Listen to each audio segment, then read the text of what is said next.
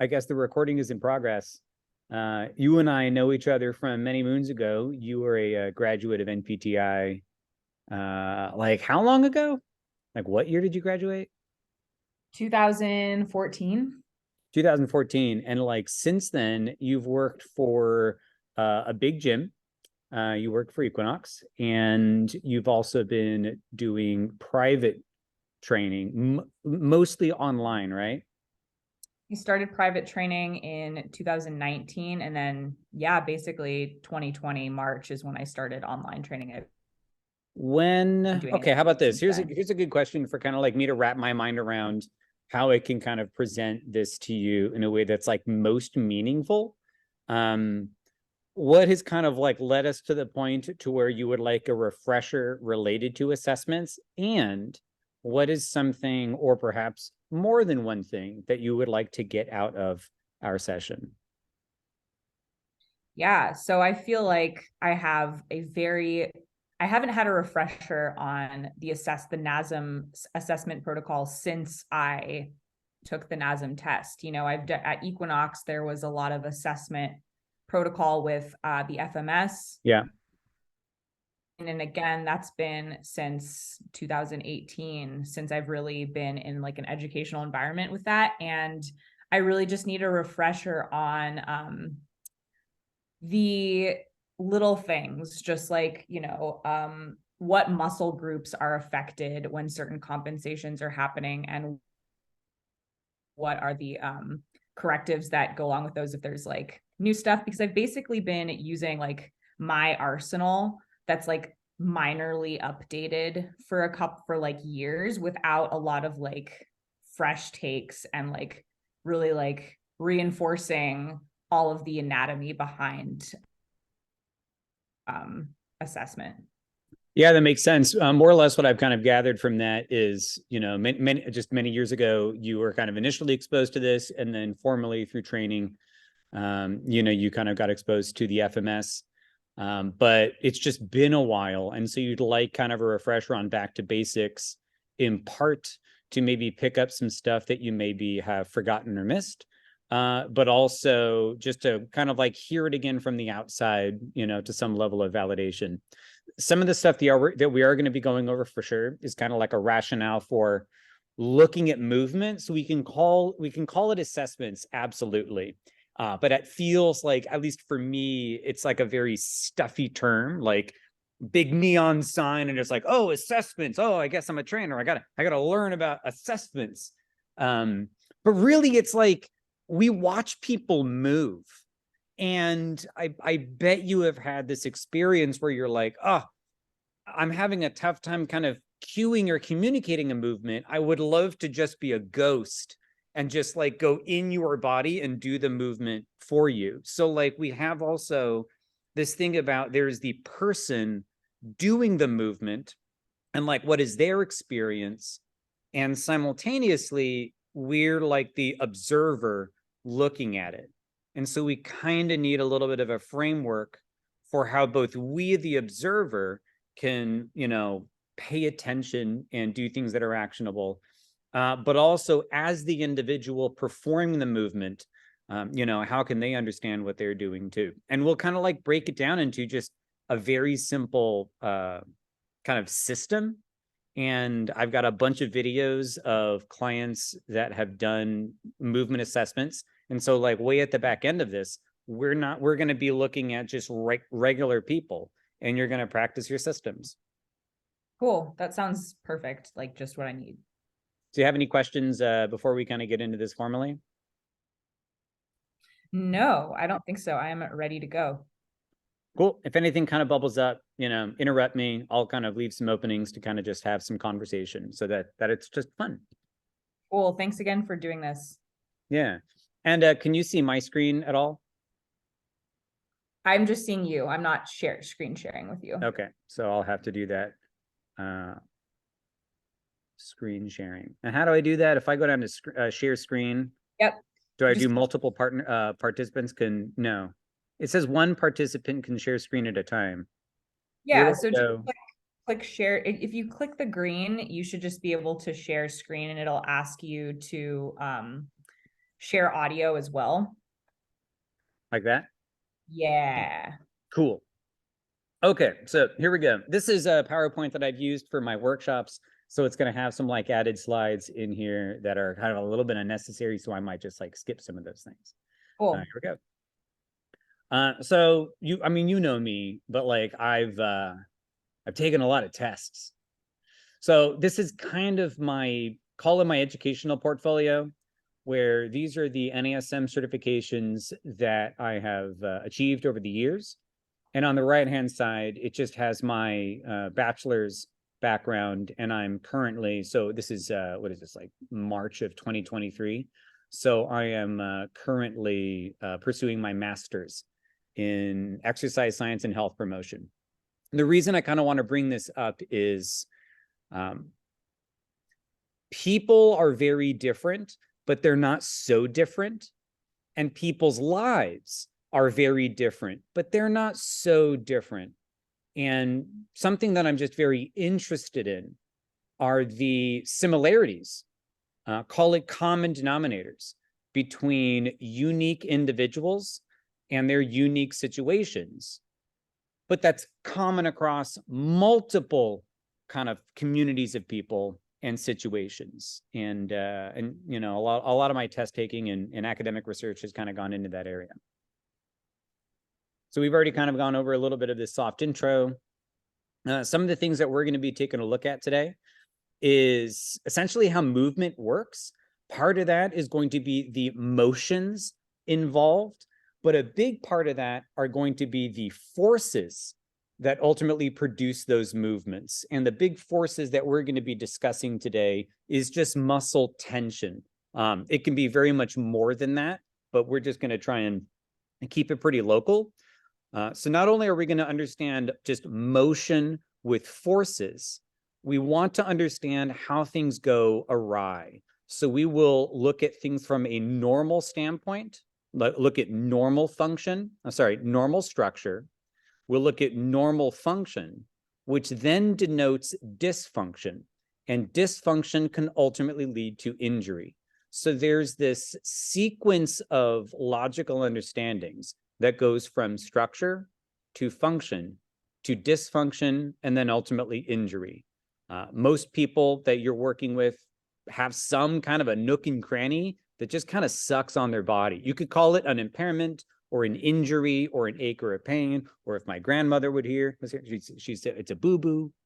But we kind of want to draw this connection between who they are, what they do, how things go wrong, and then some kind of an ailment that can be potentially systematic. The other part to us just being systematic and understanding stuff is how the static position of a person or a person's joint segment can very much lead to some level of predictability on how they move. And that understanding of how static positioning leads to then a direction of motion helps us become aware if there is a static position that may not be good. You can kind of stop someone before they start moving. But also, if we get someone to start in a good position, if we can get someone to start in a good position, I get so emotional. We can get somebody to start in a good position, they have a high likelihood of then moving in a good way. So if we kind of take that static alignment and dynamic alignment understanding and apply that to something formal like an assessment, it just kind of like binds that logic together. And then we're going to take a look at, you know, failed movement at a bunch of different checkpoints. All right, here we go. By the end, you should have just a better ability to set somebody up and perform a formal assessment. Probably more importantly, every repetition can be an assessment. So you'll just have a better trained eye on what to look at and also what to look for. Based on impairments that you may see and understanding what is leading to those impairments, you should also be able to make really easy progressions if it's time for them to move on, or a very simple regression in order to better fine-tune. And if we can understand a person's movement capacities, give them exercises that are within those capacities, and then apply stress to them, they have a high likelihood of developing some level of performance.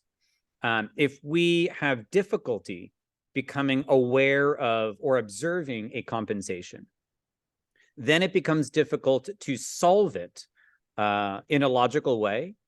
And if we continue to stress that system in a non-functional way, that can either create some issue or it can perpetuate an issue that they currently have. So essentially, the manner by which they move dictates the likelihood of success or failure. And developing observational power just helps us get a heads up on that. This meme is, do you know what this meme is called? No, it's like questioning It's the T-Rex or Velociraptor. something, or raptor. The Velociraptor. Okay, there we go. Velociraptor. I just have to Right. point that out. There we go. So many years ago, when I was just a young bro in the mean streets of Santa Monica, I was working out a lot, and I was definitely just like beefcake, all upper body, all biceps all day. But aside from me being kind of that dude, I was also really curious about stuff. Just kind of in between sets, kind of looking around and just kind of like wondering why anybody was doing their routine. Some people would say their workout was better, or that other person's workout sucks, or that's good technique, or that's poor technique. Tons of opinions and tons of just bro information in the gym. But I was like, yeah, that's your opinion. But I wonder like what's actually going on. So I would hear a lot of hullabaloo about posture, having good posture or poor posture. My grandmother would constantly tell me to stop slouching. It's not good for my body. And so everybody has this kind of understanding of posture, but it's like, well, what the hell is that really? Looking at that second bullet, why do I care about posture? Is it some educational interest of mine that I can learn more about? Or is there some practical application? So it's like, why do we care? That third bullet is kind of interesting to me because on some level, you can look at somebody doing an exercise or just a movement or something. And if there's something odd about it, you can kind of have this feeling to yourself like, it's not good. Like that person's squat posture, something's not good. That can't be good.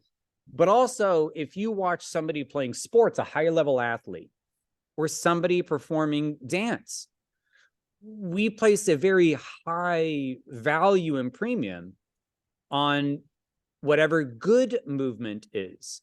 So if you saw like a video of someone, doing a lift wrong and then hurting themselves in the gym, it's cringeworthy. But if you're watching some, sports highlight, it's majestic. And without really being educated on the biomechanics of how all that stuff works, you still just get a human feeling about it.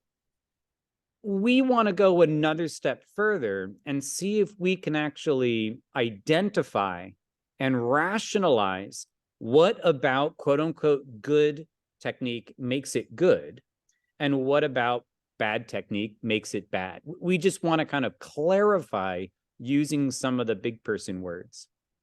This last bullet was really interesting to me when I was like 15, because my older brother and I would go to the gym all the time. He and I were like, 2 years apart. We kind of had the same body, kind of the same age, doing the same program. He got in great shape. He was shredded. He was strong, looked good. I had lots of shoulder pain and back pain, and I did not get the same results. And I just found it astounding. Kind of the same people doing pretty much the same program, starkly different outcomes. And I kind of thought to myself, well, my body's just not made for exercise, and his body is just made for exercise. That's just how I kind of rationalized it. However, looking back, I played a lot of video games, and I was very relaxed, and I didn't do very much activity outside of going to the gym. So my body was molded to a chair, and that was my technique going into it. My brother did a lot of skateboarding, and he was out and about all the time. And so he had just much better technique doing the same exercises than I did, just generally due to his lifestyle that led to it. So even though we were the same-ish people doing the same-ish program, our postures getting into it created different movements. My movements were inefficient and clunky, and I suffered from it. His movements were less so. And so he got tons of benefits from it. And so we kind of have to look at some of those kind of situations. Also, when we're talking about posture, this rabbit hole goes very deep. So we can't really say this is about posture or that is about posture in any level of absolution. So a couple of weeks ago, when I was kind of updating the slide, I just went to PubMed, or it's like Google Scholar, and I just typed in the word posture. And something like 1.8 million articles came up with postures being tagged. So it's a massive umbrella of a topic that has a lot of different, viewpoints. It's almost like a beach ball and kaleidoscope all mixed together. There's just a lot of different angles, and things are constantly changing. So that's generally what's out there. Commonly now, if people are not just getting all of their information from Google Scholar or other scholarly articles, they're just getting it on social media. This is not evil, but social media has limitations on the depth at which understanding can be applied. And so if individuals are spending a reasonable amount of time looking at numerous snapshots of information, there is a sense of understanding, but that understanding is heavily fractured. And this is due to the game of telephone. So there's like some primary research that comes out, and then it's going to be interpreted by the researcher.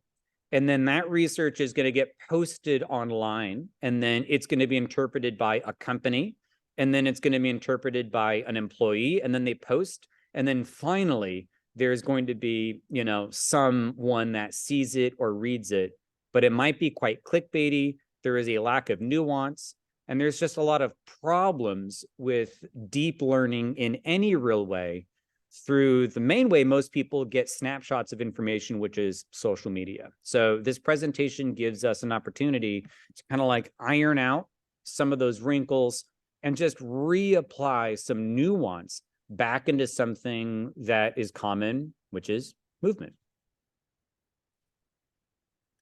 As a health and fitness professional, the importance of movement is for both safety for the client, it's the efficacy of our program design, as well as the, how do I say it, how efficient the session flow is. So if you know generally how that person moves, you can set up your sequence of exercises, in a way that is just going to be nice and smooth and groovy.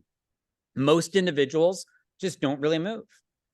This is not because people are bad or that people are lazy. Nature is metal, and everything is either trying to kill in order to eat or trying to run away from something trying to kill them. So it's just very hard to survive in nature. As well, it's very hard to get enough resources, energy resources, in order to subsist. So most animals, most of the time, are operating on a 1-to-1 ratio of energy out versus energy in, meaning it may take, call it 2,000 calories of being alive to yield 2,000 calories of energy. Sometimes they'll be at a surplus and maybe they can kind of like stack it on for the deficit. Most times they're at a deficit. So nature is really hard. The animals that have been able to survive, like us taxpayers, have evolved to become very efficient with resources. And that generally means most people's behaviors will not move unless they need to. And that need to is just like a big box that we can kind of fill stuff in. Obviously, if you are getting chased by an animal, you're probably going to move. But also if you're like at home late at night, kind of sad, you're like, I think I want Del Taco or Taco Bell or whatever it is. And it's like, do you need to get up and do all that stuff? No, but there is some level of survival necessary to do that movement. Probably not the best example, but there you go. So 80% of Americans just do not engage in enough physical activity to yield them sufficient health benefits. So there's like 350 million Americans. Nearly 300 million of them are not moving a total of 150 minutes a week. That can kind of come down to 30 minutes most days out of the week. It can be as small as 5-minute chunks. Well, what does it mean to have an activity? There are certain heart rate intensities related to these numbers, like moderate or vigorous. But essentially, a moderate intensity is going to be standing and moving like there's a yellow light. So if you have to go to the bathroom, but you don't want to look like you're in a rush, the way you're trying to get to the bathroom is going to be like a moderate intensity. If you start crossing the street and the light turns yellow and you want to kind of huff it along, that's a moderate intensity. So essentially just standing and moving with purpose. Vigorous is going to be a little bit different. So if you can engage in higher intensities, the total durations don't need to be as much. And so vigorous intensities are going to be typically be exercises where that can become, call it like out of breath, or it's challenging your breathing. One way or another, most people are not moving enough. People are spending their time sitting. I'm a trainer. You're a trainer. And I'm sitting right now. And you're sitting right now. So this is just the world that we've built. People typically are not heavily nomadic anymore. And if people want to be at a station and be productive, they're usually going to be in a chair. So the average human body is adapting to furniture, gravity, and sedentary activities. And it just seeps into the movement just like a marinade. So the average person is weak, unstable, and prone to injury. For us to work with them and give them challenges that they can readapt to, we have to just appraise how well they can move in order to give them an effort that is in line with that.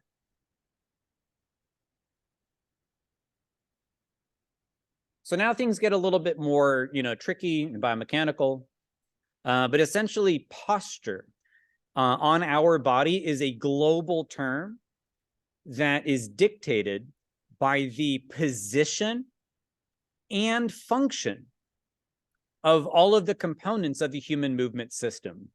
So we don't really have a single posture.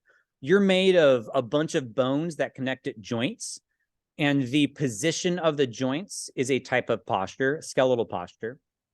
Muscles are going to be attached onto your bones and they cross joints.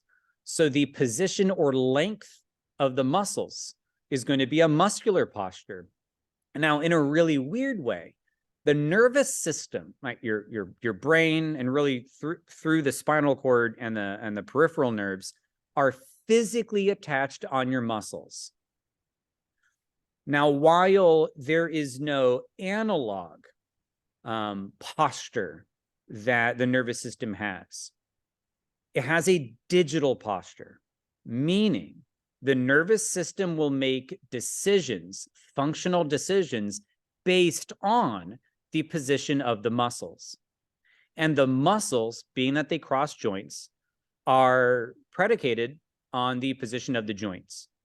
So there is a structural and functional linkage between the skeletal, muscular, myofascial, and nervous systems. Because they are structurally and functionally linked, if one of those systems is out, the other two systems are also out. If one of those systems is normal, then the other two systems likely act normal. So when we typically think about posture, it's very mechanical. What is the position of the shoulder? What is the position of the hip? But we can almost think digitally, like, is the nervous system perceiving a normal position of the body, or is it perceiving a false position of the body? It's a digital posture. Structurally, through the bones and joints, it's going to be the posture or position of those joints will be dictating its ability to produce force, but also absorb force. Think about a situation where you are going to be standing on an ice skating rink, and then and there's someone standing right in front of you. And in a very cute way, you both put your hands on each other's hands, and you both push at the same time. Both individuals will move away from each other. And that's because the base that you're on, the ice, is not holding you there. So force applied goes halfway forwards, but also halfway back. Half of that force is produced, and then the other half is absorbed. So that creates something called an energy leak. However, if you were standing on solid ground and then the other person was standing on the ice and you had the same experiment, they would end up getting pushed and you really far and really hard, and you would stay in place because you are on a solid base. So it's kind of like the different joints, especially proximally to distally, creates a base, a proximal base for the distal joint to then apply force. And then that distal base for that distal, this. So it's like this chain of a base and then moving, base and then moving, base and then moving. We'll kind of take a look at that globally when we talk about mobile segments versus stable segments. The digital weird part is that your nervous system will make motor control decisions based on the position of the body that precedes it. Just like you will make driving decisions on the road based on where you are currently at in the lane. So there is decision making when it comes to how you control your car based on where you are right now. Now you can almost imagine if your windshield was not clear where you can see things to scale, if it was like a funhouse mirror and warped, now you'll have a false perception on where your car is in the space around you, and you will be making driving decisions thinking that the situation is one way, but it's actually different. And so the observer, you'll think that you're a great driver, and the observers are going to be very upset. It's in this very similar way as if you're working with a client and they're doing a leg exercise and their foot starts to turn to the outside, and you say, hey, listen, did you know that your foot was turning to the outside? And it's obvious to you, and the person just says, I had no idea I was doing that. So there is a very interesting thing how the analog structural parts of the body dictate the function of the nervous system, and the function of the nervous system influences the analog structure of the body, and that perpetuates as a cycle. If something gets kind of weird, then the movement starts to break down. That breakdown movement will perpetuate, and that's usually why if people begin compensating during exercise, it will not get better unless you pause them and you put them back into a normal position. Then they'll have a higher chance of moving better. So posture or bodily position dictates the movement that you will see, and the movement quality will ultimately dictate that person's performance. So as trainers, and similar to other high-level problem-solving careers like engineers or doctors or things of that nature, take a systematic and logical approach to decision-making. And what we're just going to be doing is taking the assessment topic and plugging it in to a larger decision-making scheme, including program design and coaching. So as trainers, the best way to help somebody out is to identify the primary reason that they're failing. It's just like, do you watch any sports or follow any sports at all? Not actively, but casually. Basketball. Did you ever play football in high school? So I didn't play football in high school, but I have played football. There we go. Okay.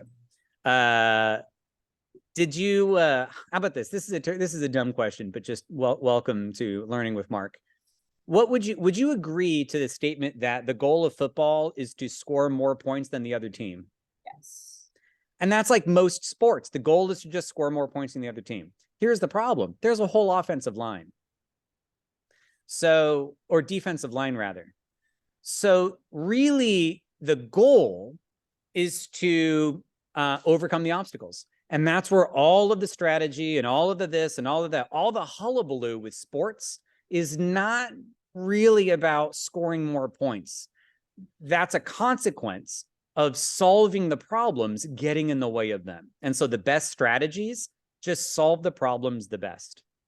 So as trainers, the first thing we want to do, right, we'll get somebody's goal. Like, what do you want to do? You want to lose weight? You want to feel better? Do you want to throw a pigskin quarter mile? Whatever you want to do. Like, okay, why can't you do that? Like, why haven't you been able to do that? Why can't you do that now? And, well, I'm not strong enough. Or I don't have enough endurance. I don't have enough recovery. I don't have enough muscle. I don't know how, I can't meal prep because I don't know how to cook. So it's like, if we can find what the wish, how you want to score points, great, that's the goal. Now we have to identify the different obstacles. Broadly, the assessment process, whether it's subjective through conversation or objective by looking at movement or looking at performance, the whole goal is to find the primary problems interfering with the process or outcome for your goal. Once we identify the problems, we have to come up with a solution. And it's really just like an idea. And you can put that idea on paper. You can keep that idea in your head. Have you ever been to brunch? Emily? Yes. So I want you to imagine this shitty brunch table where you sit at the table and it's wobbly. You know what I mean? So you don't initially know it's wobbly. You expect it's a normal table. So you put your stuff down and all that stuff, and then you lean on it and it shifts in your place, and you take your elbows off and it shifts. You're like, this is a problematic table. The goal is to have a normal table. This is and so what do? Emily takes the table and she starts moving it. It's like, no, it's nice and stable this way, but it's totally shitty this way. So you just start disturbing it to kind of understand the nature of the table. And Emily, you know that the table is just not floating there. The position of the top of the table is dictated by the position of the table legs on the surface that's below it. So you'll do this, and then you'll probably look under the table to try and see what's off about it. And now you have assessed that it's a shitty brunch table because it's unstable when it needs to be stable. And then you think, well, what is the solution? Napkins or sugar packets? So you just get this idea that there's not enough space here. That's part of the problem. Too much here, and that makes it unstable. So you got to fill the space. And so you start looking around for shit. You get sugar packets, you get this, you get that. So that's the solution. It's your brunch evidence-based way to solve a shaky table, but it's an idea. The last step is you have to implement the idea. Like, do you just take a bunch of napkins and shove it under there? Do you take one napkin and then fold it, whatever, 7 times to kind of create that? So then you actually have to do the work of actually putting it under there. And then what are you going to do?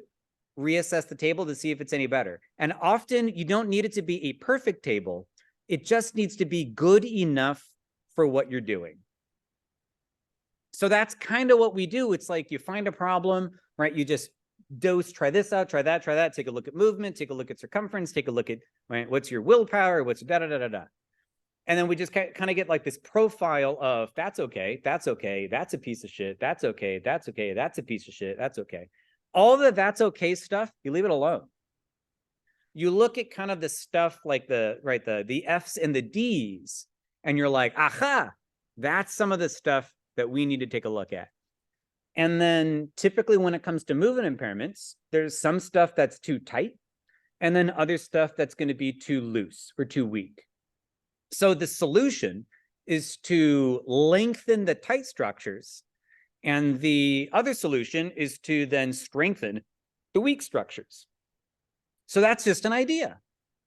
But then there's the coaching, and that's going to be how well we can actually have the person perform the movement. Now, I know that you love kettlebells.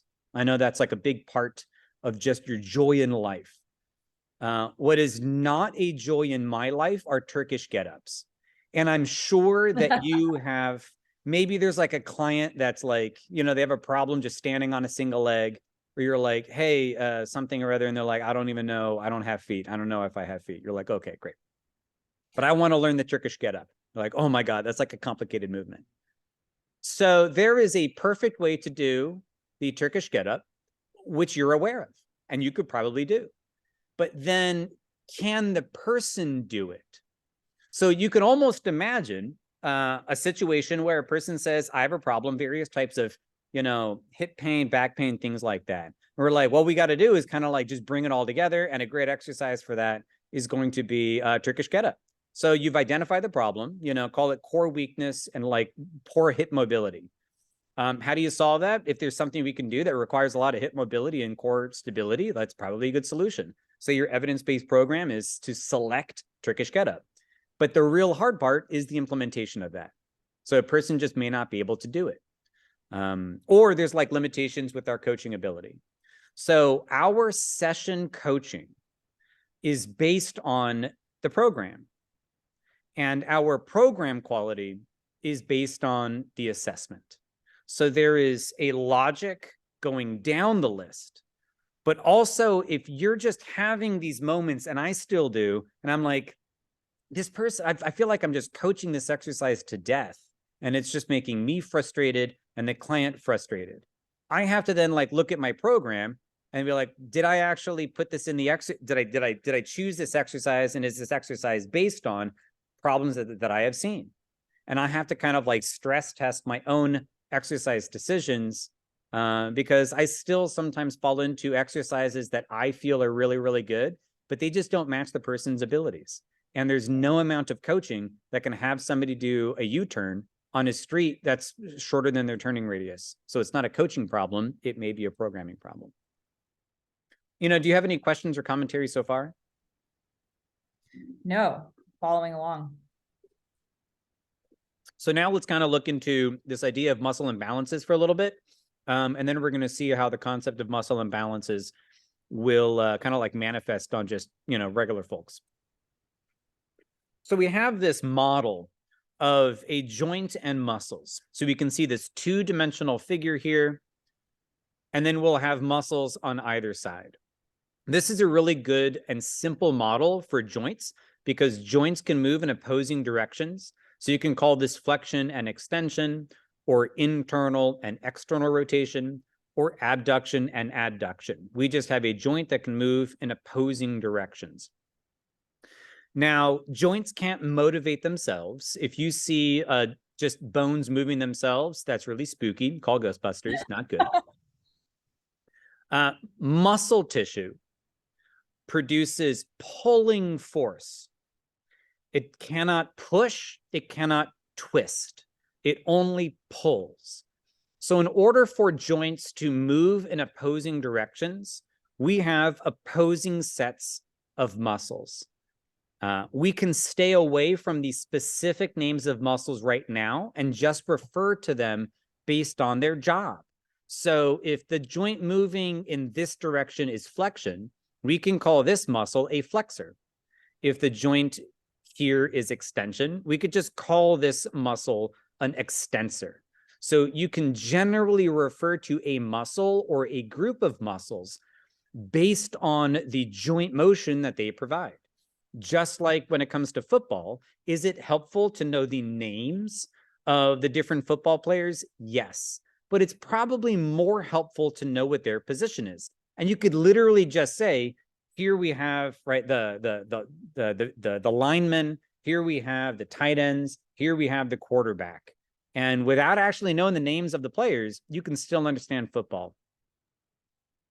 So looking at this model a little bit, it's going to be kind of coordinating the 3 different systems of the body: skeletal, muscular, and nervous, how they work together to ultimately produce movement.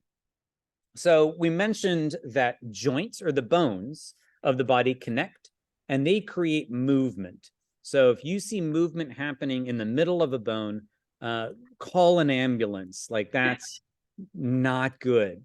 So movement happens between bones.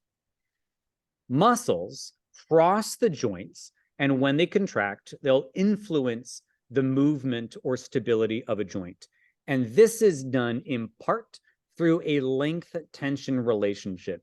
So as we may get to shortly, muscles produce force relative to their length upon contraction. It's a little bit of a Goldilocks principle. Muscles that are too short are not producing normal force. Muscles that are too long are not producing normal force.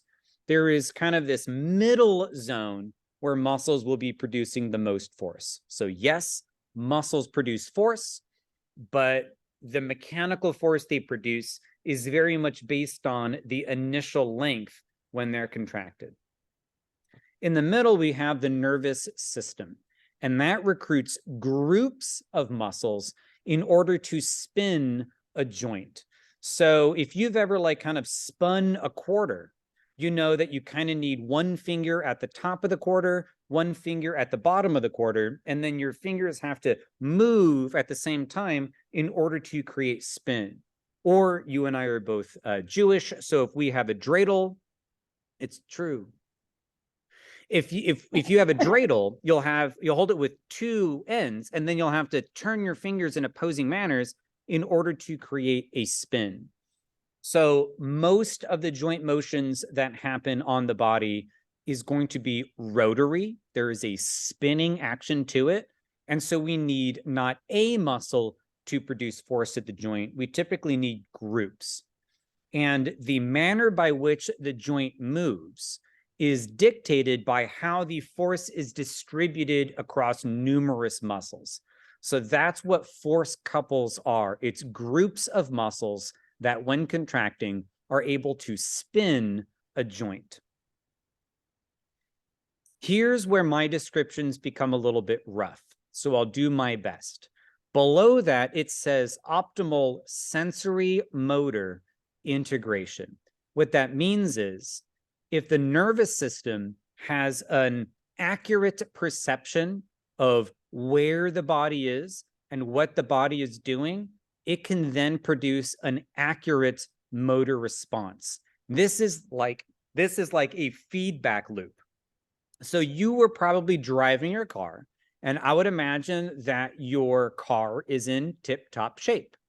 And because the structures of your car are all aligned, and you've got good tire alignment, good air pressure, just all the fun stuff about the car well aligned, it's very easy to drive well. You could be on the highway at 80 miles an hour with your finger on the steering wheel. And so you'll have a high level of control with minimal effort. So that would be optimal sensory motor integration. If you can control your car well and maintain good control over the car, then that will distribute forces throughout the car evenly, and it will extend the life of the car and minimize the maintenance required. So a car that drives well gets driven well and does not accumulate stresses. That clean distribution of stress throughout the car just extends the life of the car and extends the performance. That's a way to think about optimal tissue recovery. If the effort on the body and the effort from the body are broadly distributed, then nothing concentrating happens on the body. And that's very structurally efficient when it comes to just the material of your body. And it's very functionally efficient when it comes to the cerebral and energetic resources. So it's good movement economy and energy efficiency. I mean, it's just good. It's good. These people do not come to us. These people do. So now we have a joint that is no longer neutral, whatever that means. And we can see that the joint here is bent to the left. So if we said that that joint motion, moving the joint to the left, was flexion, then we would say the joint is in a little bit of flexion. It's no longer neutral, it's bent in a certain direction, and that direction is going to be flexion. You can also see that change of joint position has created a change of muscle lengths on both sides of the joint. The muscle in the direction the joint is moved has shortened, and the muscle opposing that direction has lengthened. So the change in joint position has caused a change in muscle lengths. So now we can see an altered joint position leads to an altered length tension relationship where there is a group of short and groups of long. Now, here's the weird part. The nervous system is attached to the muscles through spindles, and they're attached to the tendons through an organelle called the Golgi tendon organ, or GTO. So your brain doesn't know you have a body. It perceives that there is a vehicle there because these neural tendrils are spanning out from the spinal cord and attached onto various tissues with little sensors that pay attention to very specific types of changes. Just like you're in your car and you can't look outside and figure out how fast you're going, you have a speedometer. You can't just know how much gas you have a gas gauge. You don't know what's going on in your engine, you've got a tachometer. So in your car, you have an instrument cluster that is telling you lots of information about what's going on in the periphery of your car. And the manner by which you drive and make driving decisions is directly related to not what the car is doing, it's to what the car is telling you it's doing. So if you're trying to drive safely and you want to go 60 miles an hour, if you're going 70, that will cue you to then slow your speed. And you will maybe get off the accelerator or apply the brake, right? You will do a movement that changes that. If you're going 40 miles an hour, it's not fast enough. Get your foot off the brake or put it more on the gas. So you're able to modulate your speed faster, slower, because you can see what your current speed is and you can then make those decisions. What if your speedometer was not calibrated correctly? What if it was calibrated 20 miles an hour slower?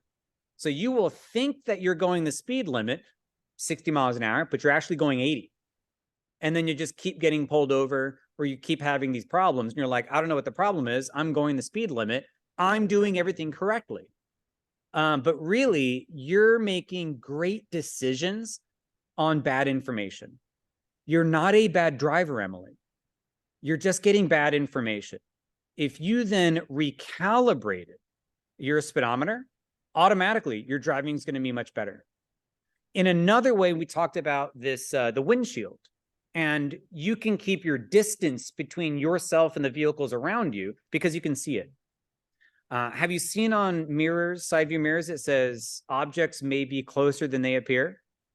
So that's like a distortion. Yeah. Now imagine if all of your mirrors or all of your windows were kind of like that.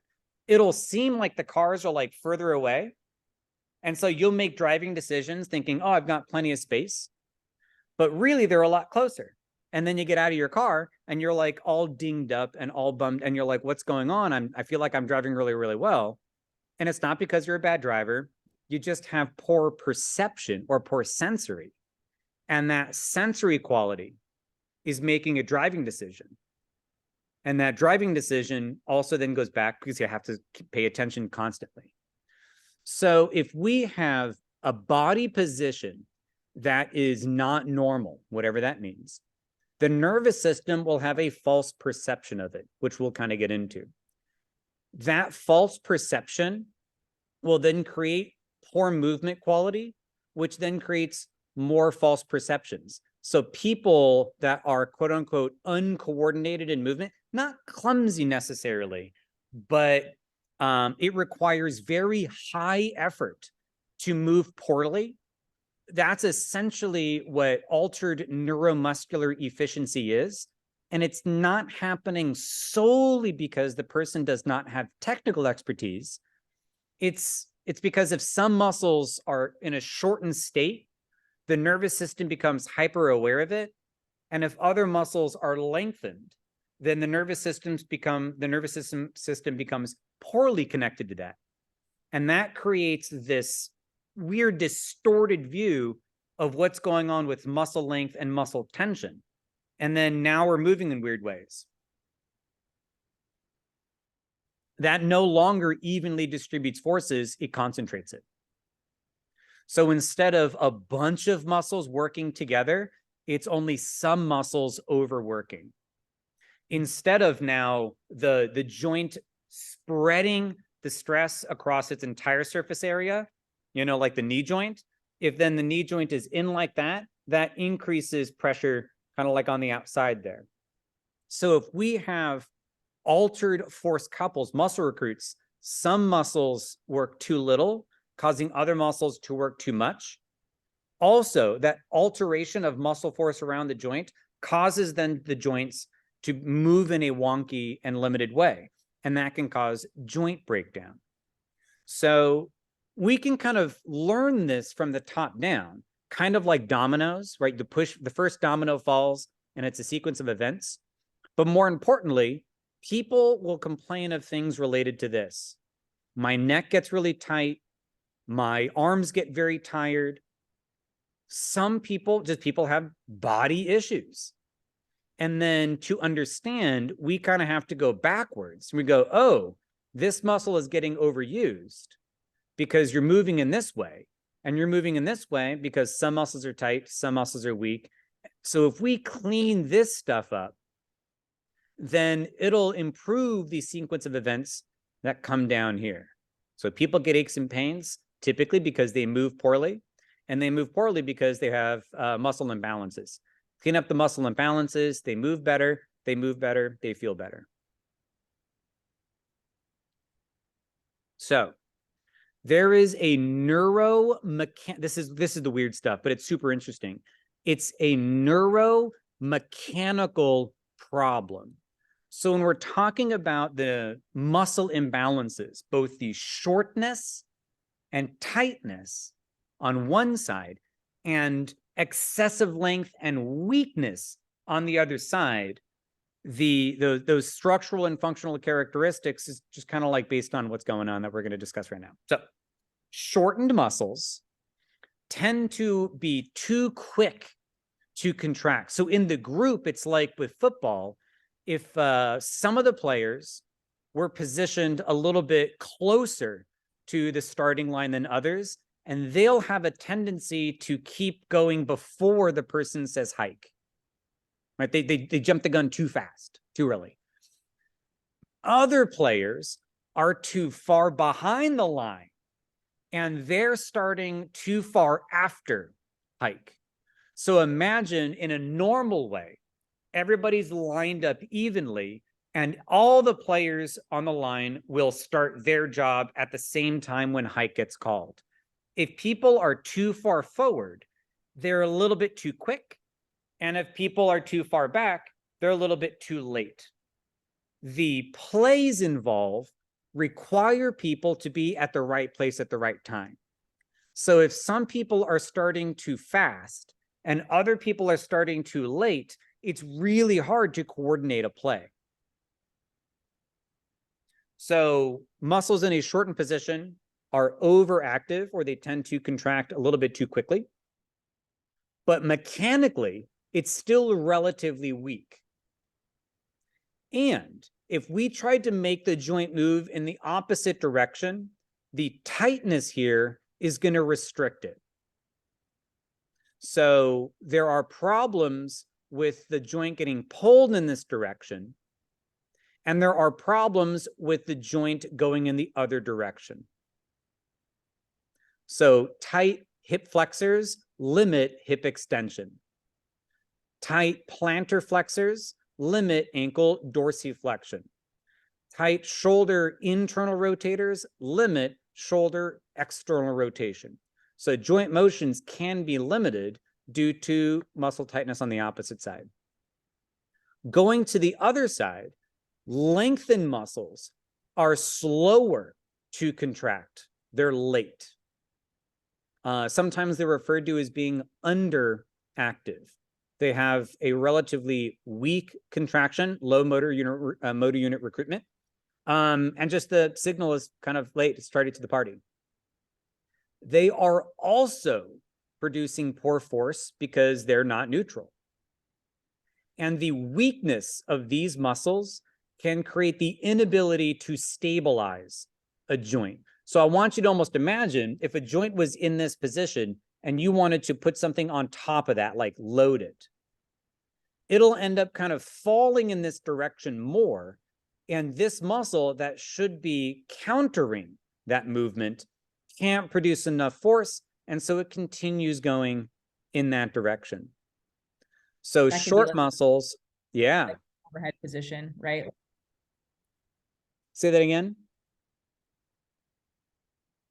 Oh, it could just be like in an overhead position is the example that I immediately thought of, like holding a weight overhead. When people don't have proper shoulder extension, that just like makes the problem worse. It loads it more this way.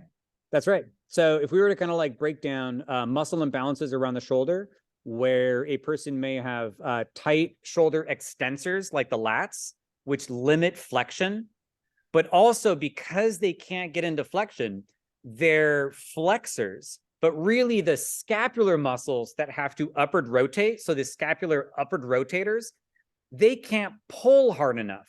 So that person will end up just getting this amount of flexion, but then if you want to load it, it's no longer balanced. So now you have an unbalanced joint, which has, call it, poor leverage, and that's perpetuated by muscles that can't hold it up. So it just ends up falling, you know, or you just can't lift as much or can't end that range of motion. So yes, it's a combination of tightness limiting that range of motion. That limited range of motion will then perpetuate the weakness on the opposite side, and it creates a joint motion that's no longer balanced. You know, you're absolutely right. And that kind of narrative or story is not particular to that joint. And this is what's kind of nice about understanding impairments more than just kind of like memorizing it on people, because the impairment, the nature of the impairment is relatively standard. But if you apply that logic to different joints, it'll manifest in different ways. So short muscles generally become tight and they become tight, and lengthened muscles generally become weak. So on a person here, we've got someone doing kind of like their overhead squat, and it's generally considered neutral if the person starts with their feet roughly hip width apart. Then their knees should track in line with the middle of the foot. Right? The text may say second and third toe. That just means middle of the foot. And that will create a nice balanced system of a person on top of both feet, but also the load of the hips on top of the knees and then on top of the feet. So force gets transmitted evenly left and right side, but it's also transmitted evenly on the inside and outside of the leg. If we have a situation where the person's knees are moving inward, so they're getting adduction and medial rotation, that's letting us know that the adductors are tight and or the abductors are weak. So we can't see muscles. If you do, call an ambulance again. We have another problem. So we have to infer joint position and muscle length by looking at landmarks on the outside of the body and how those landmarks line up with other landmarks. The last part of imagination is the direction of external force. So in this case, we've got gravity. Gravity is pulling downwards. And if we have a position like this, it's got to hold itself against gravity. So if we were thinking about why this is the case, part of that is like, oh, the muscles are weak. You're like, no, the muscles are tight. So it's not this or that. It's not just weakness or just tightness. You can see here, how come this person lost? It's really two stories. The adductor is winning because it produces more force than the glute med. And the glute med is losing because it's producing less force than the adductor. So what's kind of interesting is here we have the knee that can move inward, but it can also move outward. And you may have seen people that do single leg exercises where there's like jittering involved. So we need stiffness on both sides of the joint in order to stabilize it against moving in either direction. So it's almost like we actually want either, two of the puny people, but probably more likely two of the strong people to contract generally at the same amount of force, at the same amount of time to create lots of stiffness. Have you ever played tug of war? Yes. So you can't play by yourself. You need an opposing person or an opposing team. Now, the goal of tug of war is to pull the rope towards you. So it's like, well, how do you know who's winning? Which direction is the rope going? So you don't even need to see the people who's pulling. They could be like off stage. If you just see the rope moving, you know who's pulling harder. Now, here's another way to think about it. That's like static pulling. It's going to go in the direction of the stronger pull.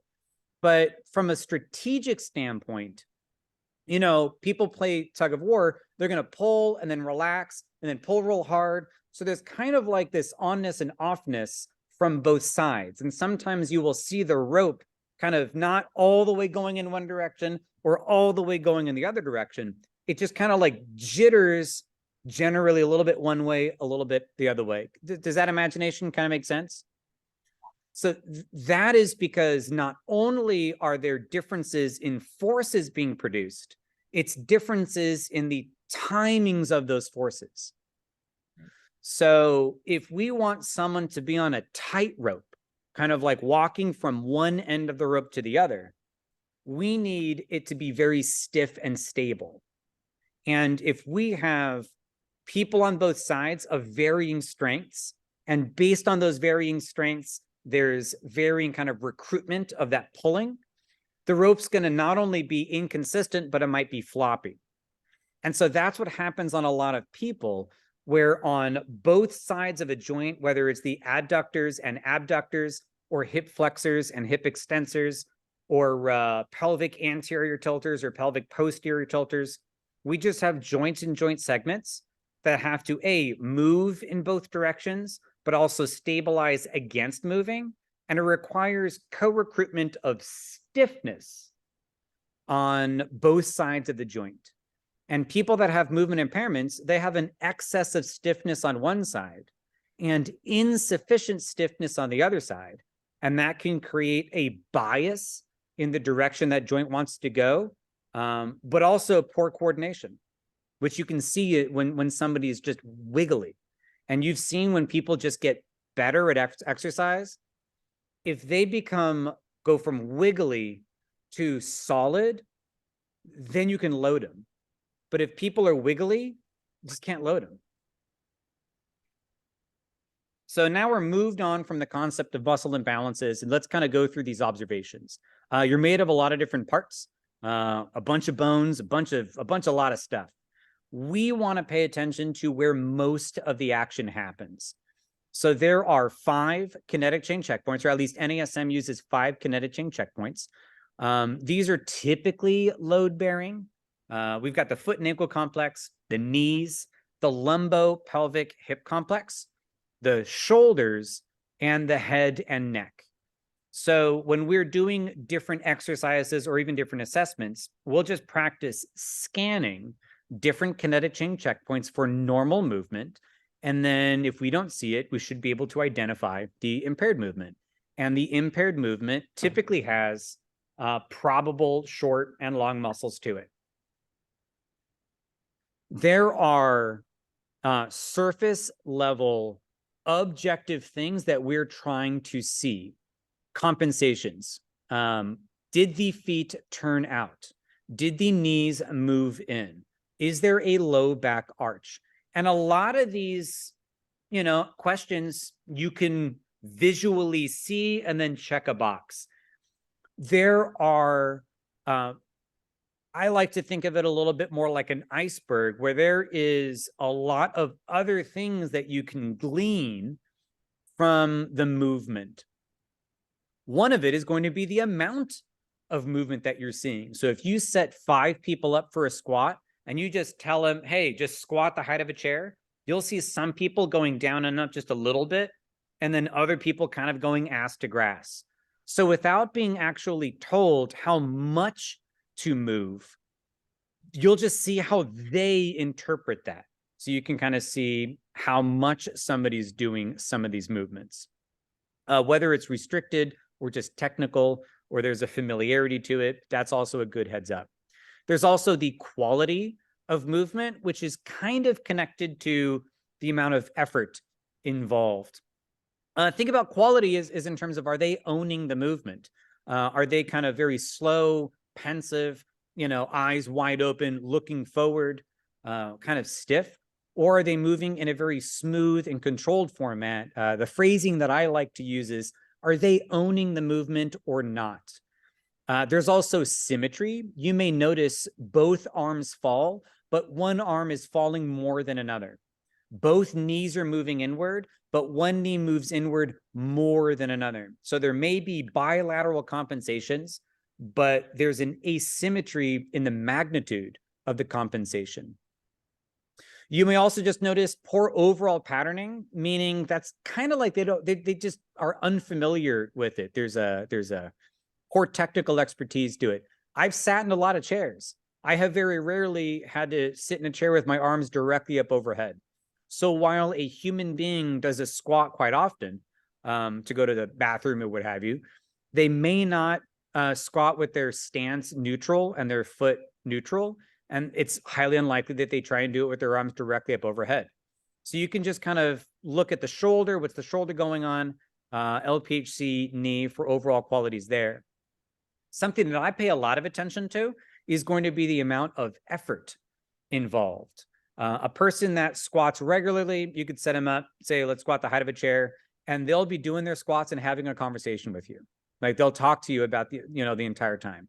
Someone less familiar, it might be so weird to them that they're going to hold their breath, that they're going to try and squeeze a lot of muscles and move very, very slowly.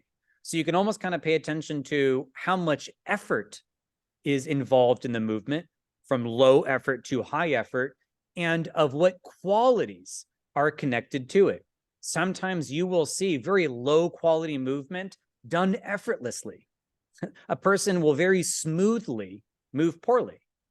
You've also probably seen somebody move really, really well, but it takes a huge amount of neural drive to do that.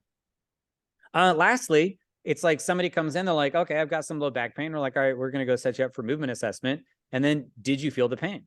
Or if they've got like knee pain, did this movement reproduce any of the discomfort or any of the pain? Where in the movement did you feel the pain? How much pain was present? So way on the outside, top of the iceberg, set them up in a normal position, identify the impairment. But like when you're watching all of your clients exercise, you're not just looking for general alignment, you're probably subconsciously looking at a lot of stuff.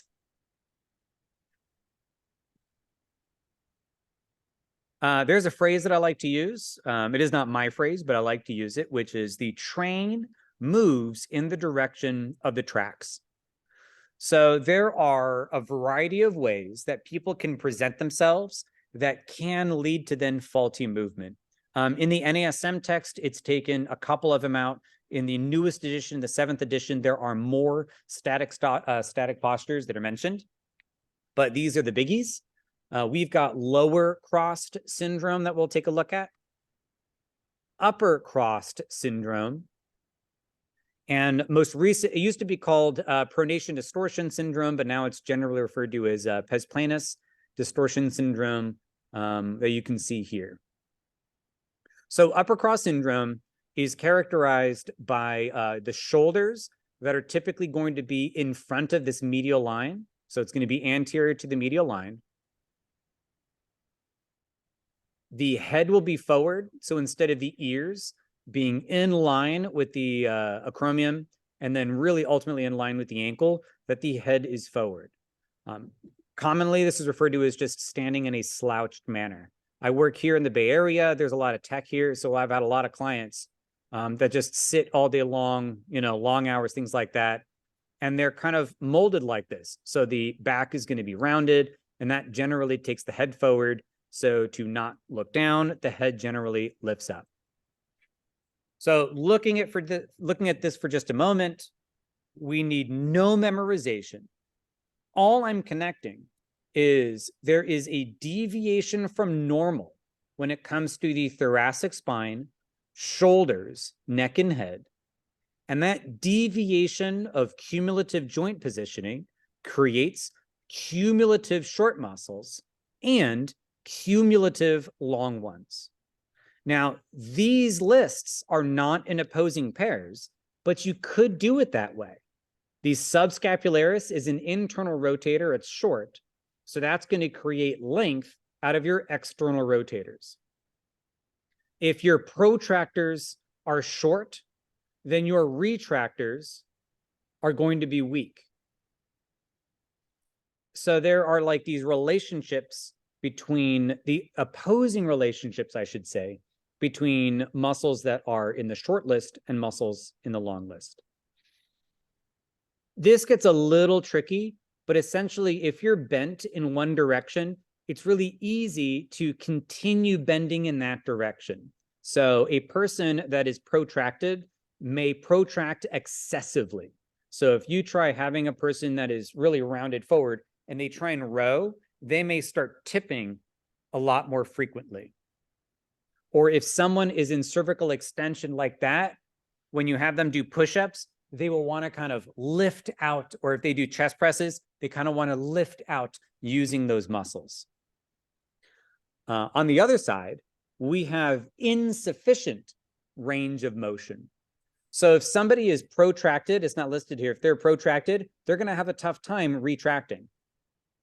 If a person is in a lot of, what's it like a good one? As I mentioned, if they're in a lot of internal rotation at the shoulder, they're going to have limited external rotation of the shoulder.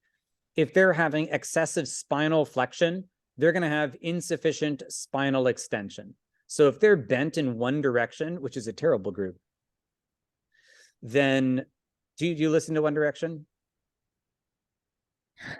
No. Okay. Some people are Harry Styles fans. I think that's a Harry Styles. I was just like, so offended or something. Good, good. So that's the simple principle. What's interesting about this is when we get into movement, oftentimes we don't want to do a whole lot of these movements because they're already moving too much in that direction. We should probably work on more of these movements. And when you ask for people to do exercises that they suck at, they're likely to compensate. So like for school with me, I was the worst at math. So to raise my GPA, I would have to study math. And you know what I would have the hardest thing to study? Math. So you give somebody the task to make it better. But if that task is connected to a deficiency, prepare for a lot of problems. So just keep that in the back of your pocket. And if the body is out of alignment and we stress it, that can lead to a variety of issues. So if they're coming in and they say, I've got headaches, or I've got anterior shoulder pain, or I've been recently diagnosed or previously diagnosed with thoracic outlet syndrome, and we have them move, or you just see how they stand, they're probably going to look like this. So people that are just like, oh, I got so much tension in my neck. I have no idea why I got so much tension in my neck. And they're like this. We're like, bro, I think I know why. So there's a relationship between how a person's body is presented and common ailments. Also, if someone is looking like this, but they're injury-free, and we don't consider this posture when choosing exercises, that can create issues. Looking at lower cross syndrome, that's going to be where the pelvis is going to be tilted forwards, and that generally exaggerates the lumbar curve. So anterior pelvic tilt and lumbar extension are a lot of the kind of like the observable things. And here's something in this that you're maybe can't really notice. I wonder if I could do like a straight line. Probably not. But here's what I want you to do. See his little ankle bone here, that lateral malleolus? If you were to visualize a straight line going up, you might notice that he's in a little bit of kind of hyperextension of the knee and a little bit of dorsiflexion. So instead of the tibia being totally vertical, that this tibia is back a little bit. So if people have pelvic anterior tilt, that can then place them into a little bit of plantar flexion.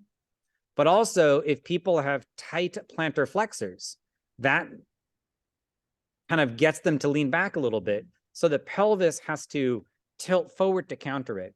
So lower extremity compensations can subsequently lead to core and upper body ones, and vice versa. So even though we're going through this kind of segment by segment, you just may see some ancillary stuff. So if we've got this observable impairment, there's going to be a combination of muscle imbalances, poor movements, and then potential issues. They're called, I'm just looking at time. Ooh, I'm going to speed up just a wee bit.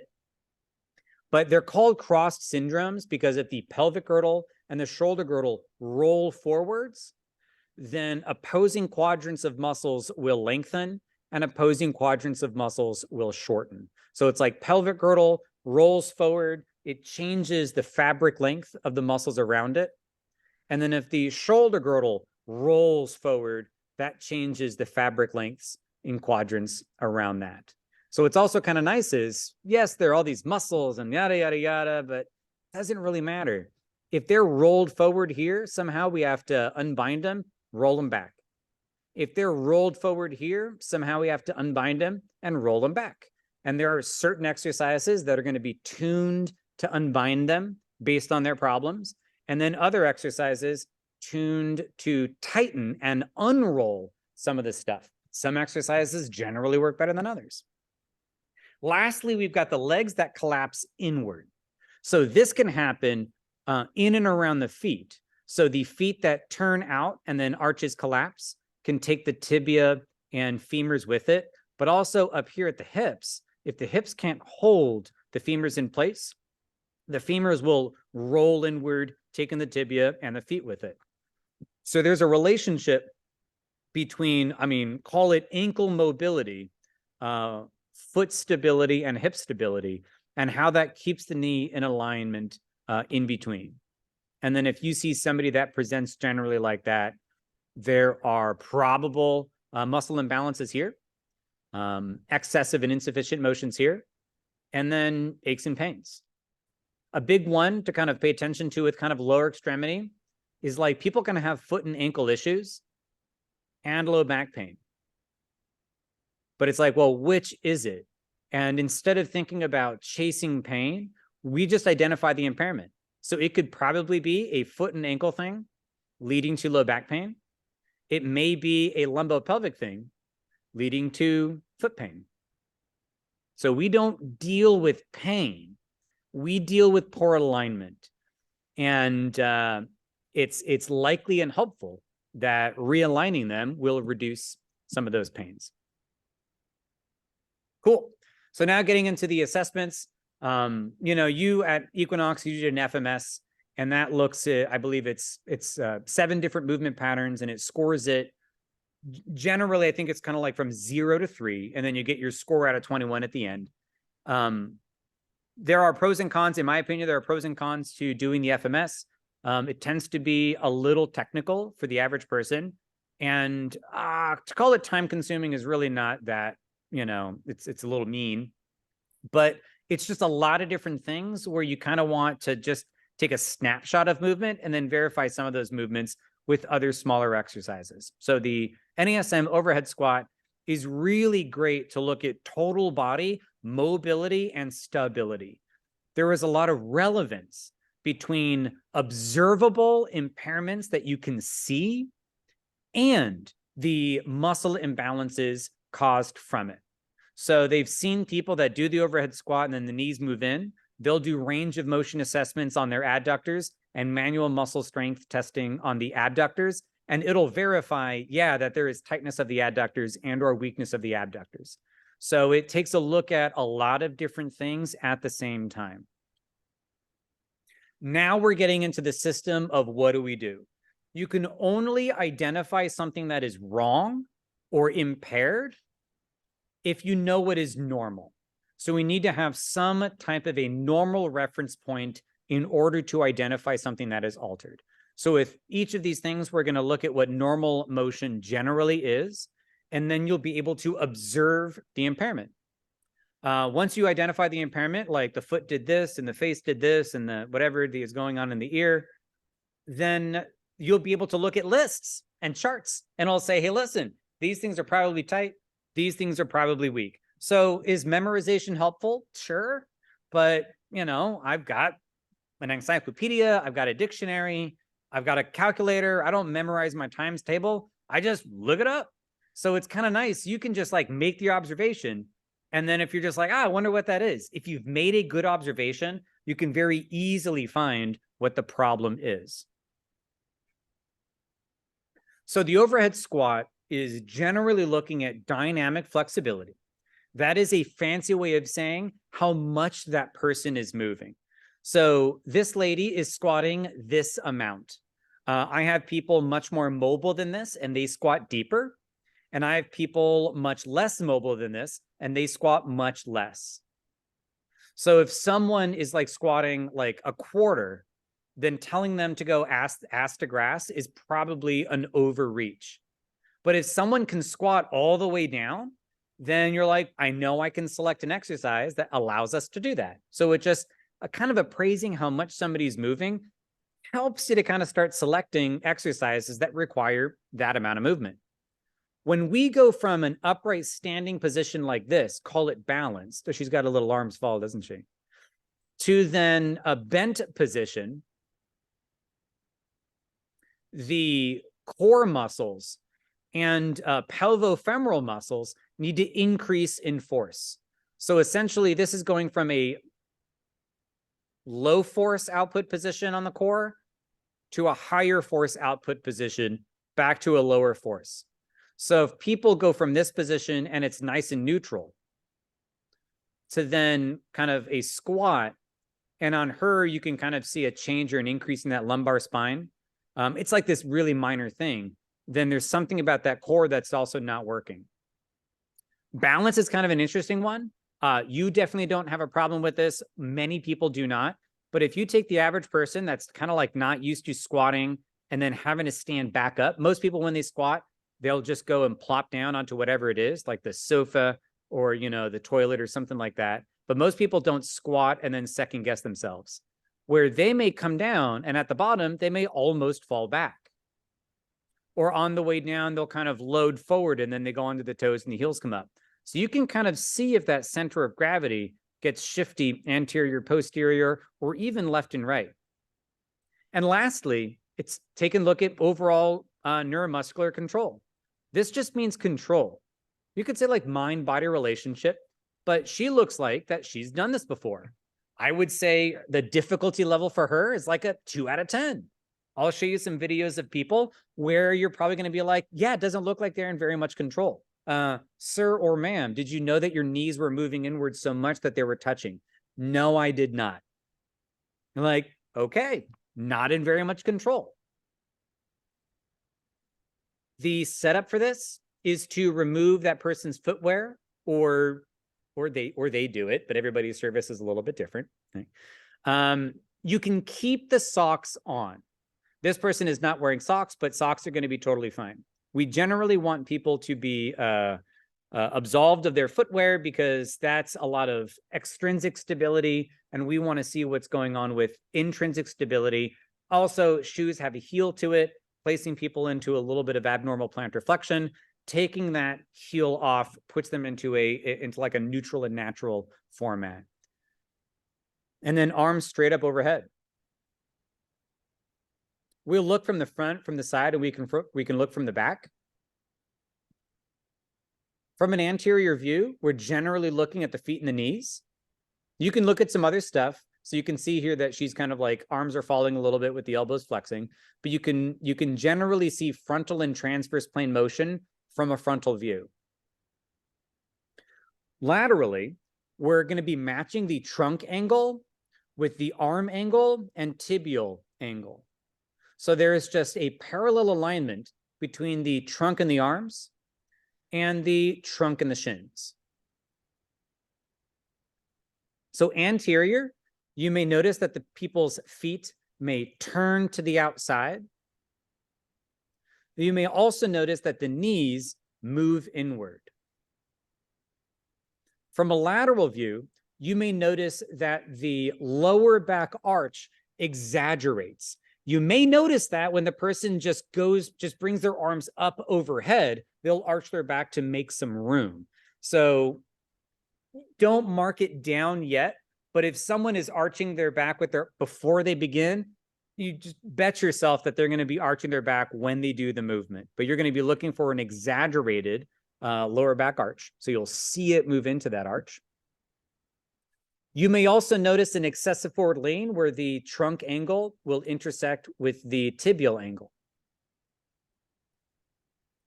At the shoulders, you may notice that the arms fall, similar to like low back arch. They may not get all the way up there to begin with. But go ahead and just give it a bunch of repetitions and see, kind of like if it perpetuates. So there are some compensations that you can get a heads up on in a static position, but you'll just make the official observation when they start moving. Can I ask a question? Yeah. So say, for example, you're cueing somebody and you notice that they have an excessive back arch. And I've actually done this before and noticed it. And I said, hey, like, try activating your core a little bit on the way down. And then they activated their core after doing a number of incorrect reps with the excessive back arch. And it looked totally fine. And there was no excessive back arch with any other compensation. They just didn't even know that activating their core was a thing. So would that be like inappropriate to ask somebody during an assessment because you just want to see what their natural movement is without that cue? That's a great question. So I very much support you on that. I would say you would, just as you did, you do the assessment. And what's kind of nice is you just say, hey, feet like this, arms like that, squat like a chair. It's not a lot of information. You're not saying what you're looking for. You're not giving a lot of detail on what to do. You just want to see how they do it. So if they, they have an altered movement like low back arch, you'll mark that down. But then you're like, you know what? Now that I've marked down the official thing, I kind of want to poke and prod it a little bit. Then you can make some kind of a cue, like pull your belly button in or squeeze your abdominals just to see if it has any change. And yeah, it could very much be kind of like a technical thing where a person didn't know to do that. It wasn't like a functional inability. It was just a lack of familiarity. And if they become familiar with it, then they could totally do it. Yeah, that would be awesome. So that's another thing is like, yeah, maybe you don't have like a compensation, like a muscle imbalance. You're just like unfamiliar with it. Once we gave you a little bit of familiarity, then it was much better. The footnote to that is the overhead squat is unloaded. So if you have now seen how a person like kind of naturally does things, you know, in the absence of cueing or reminding or active effort, that's what she does or he does, then you want to be you want to just watch for it. But also there may be an imbalance there, because if there is a common tendency for that person to move like that, then musculature may have developed in that way, where like the lumbar erectors can create more stiffness than the lumbar flexors. And if you then gave the person a load, you might now start seeing that compensation come in, and it's not a cueable thing. So in one level of effort, it may be cueable, but once you load them, it may no longer be kind of a cueable thing. So then you would have to maybe test for the muscle imbalances that would be normally indicated by a low back arch to see whether or not there actually are those imbalances before moving to loaded movement. Yeah, that's where your flexibility and your movement prep would come in. So in a case of like low back arch, it's just really kind of widening the distance between the rib cage and the pelvis, and it's just lengthening a lot of that viscera, both kind of superficially, like the rectus abdominis and obliques, but also deep, like the TVAs and the inner uterus and all that stuff. And then you might have to charge up some of that internal stiffness with things like, you know, prone isoabs or planks, various things like that. So if you just get more neural drive to those muscles and just more myofascial stiffness on there, you charge up those muscles, you get the muscles more stiff, then it'll likely require less cueing when you're doing those things. So from the assessments, helps us figure out generally what combinations of movement prep can help reestablish good stiffness around the joint, because it sucks to, like, you know, see someone arching their back and then you're like, hey, just, you know, squeeze your core, use your core, and they may know what that means, but they're still doing it, and then you're still reminding them, and you can feel the frustration on both sides start spooling, because we're giving somebody a task that they expect that they should be able to do, and then they can't. And the emotion of frustration is the experience of attempting to attain a goal that is unattainable. So outside of it being solely technical, it may also just be like physiologic. You just got to reestablish some good stiffness around the joint. Yeah. So posterior, you might kind of verify some things that you've seen from other views.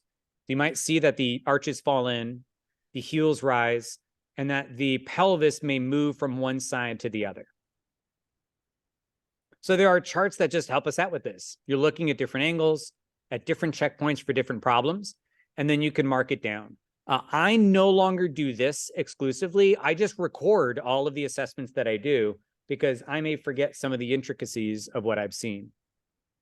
We're not going to go through all these muscle imbalances, but just understand that shit that you see at certain views has connected to it combinations of muscles that might be too tight and overactive, that might need some inhibiting and lengthening, and other muscles that might be underactive, that needs more activity or activation. And then there are certain exercises that work really well to inhibit and lengthen, and other exercises that really work really well to activate.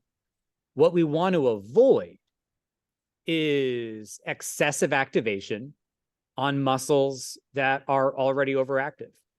So like if we see someone that's got like low back arch, where they've got like tight lumbar erectors, doing a lot of cobras may not be very beneficial for them. But are they core exercises? Yes, they are. Does a person with low back arch and maybe like low back pain need to do core exercises? Yes, they do. But they need to do anterior core exercises. where if you see someone with excessive forward lean or low back round, we want to do cobras on them. And we don't want to do lots of anterior core. So it's kind of interesting. You may have, low back arch people with back pain and excessive forward lean people with back pain.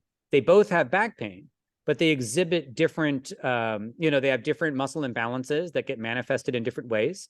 And so we actually have to apply lengthening techniques on muscles that have been identified as being short, not just tight. Because people that have excessive forward lean may have lengthened hamstrings, or people that have low back arch may have lengthened hamstrings. And the excessive length of the hamstrings will feel tight because the tightness is a protective mechanism to continue lengthening. So if people just stretch things that feel tight, maybe sometimes they'll do stuff that's short, but other times they'll do some stuff that's long. So we lengthen short structures, not tight structures. Single leg squat, it's harder.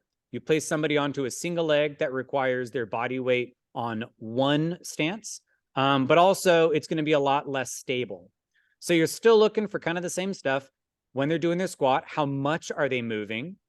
It stresses a lot more of kind of like the lateral line and lumbopelvic hip complex. So it's challenging core strength, obviously balance, and same thing, neuromuscular control. And this person looks like he's in pretty good control. He's not suffering. He's kind of owning the movement. You also want to have the shoes off. In this situation, the model has their shoes on, but you also want to have them remove their shoes. The hands need to be on their hips so they don't flail around and counterbalance. Like, Ricky Bobby, it's like, I don't know what to do with my hands. What do I do with my hands? So you just put them on there so they don't perturbate. And you also want them to have their eyes forward. A lot of individuals will want to look down to just have less movement going on and they can kind of concentrate. But when you're walking around doing things, you don't have the liberty of looking down. You have to look forward. And you're looking at a lot of stuff, but in the lower extremity, you're looking to see if that knee moves inward. Right after this, homie would be falling over. So if you're recording it, you'll usually notice the person that has a knees move in or a hip hike will fall to the outside. But if they have like a knee move in and hip drop, then they'll fall to the inside. So usually the direction that a person falls is subsequent to the compensation that preceded it. Just like a building, if the bottom of the left side of the building collapses, the building goes in that direction. If the right side of the bottom collapses, it goes into that direction. And you got a list. Hey, Mark, can I run to the restroom real quick? Yes. Okay. I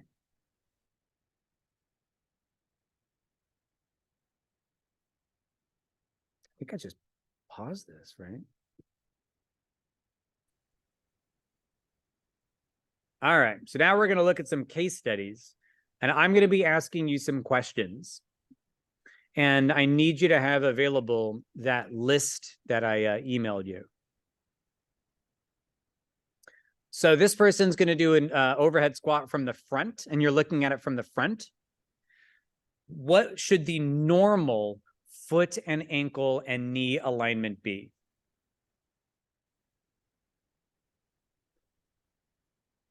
I'm consulting this that you gave me, right? You can either consult it what I gave you, or you can work off of working memory from what we discussed. Normal foot, knee, lumbopelvic alignment. Really just feet and knees. When she does her squat, what alignment should it be? Okay, so it's going to just be the toe, the big toe, the knee, and is going to be right underneath the knee, is going to be right underneath the center of the hip joint. There you go. Perfect. Now I'm going to play the video. And when you see it, I want you to let me know if there was a compensation and what that compensation was. Ready? We're only looking down here.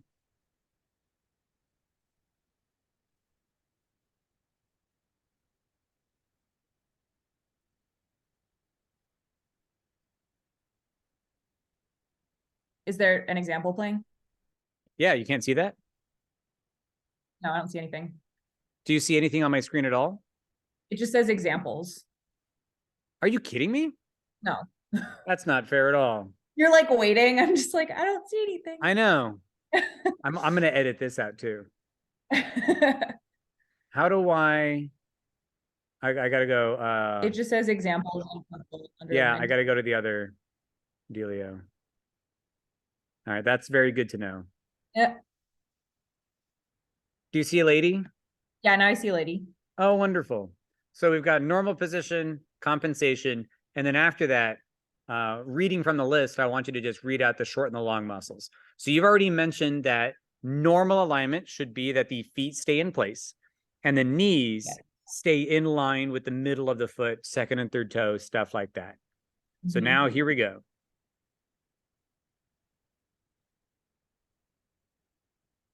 There's the compensation. What do you see? Knees are coming in towards each other, and there was a bit of a shift to her right. It looked like she was also coming onto the balls of her feet. So I like all three of those observations, both the knees move inward, the hip shift, and the heels rise.